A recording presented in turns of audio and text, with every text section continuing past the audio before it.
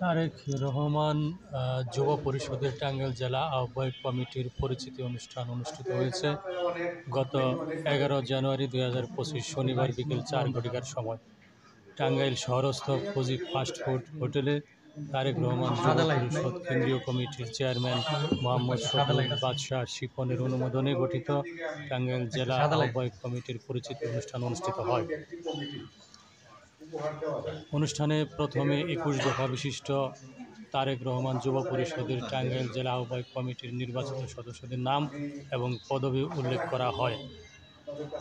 জানা যায়, উক্ত কমিটিতে আহ্বায়ক এস.এম. রেজাউল ইসলাম সোহাগ, 3 জন যুগ্ম আহ্বায়ক যথাক্রমে মোহাম্মদ জাহিদ হোসেন হেলাল, মোহাম্মদ রফিকুল ইসলাম চৌধুরী, গোলাম মুস্তফা নির্বাচিত হয়েছেন।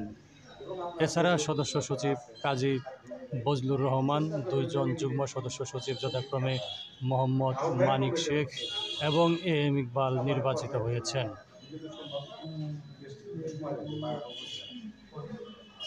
কমিটিতে বাকি 14 জন যথাক্রমে আবুল কালাম, মোহাম্মদ বুলবুল ইসলাম, মোহাম্মদ ইয়ার মাহমুদ, মোহাম্মদ জহিরুল ইসলাম, কুলসুম খান, মনা, নূরে আলম, সরোয়ার শামীম সহ আরও অনেকে।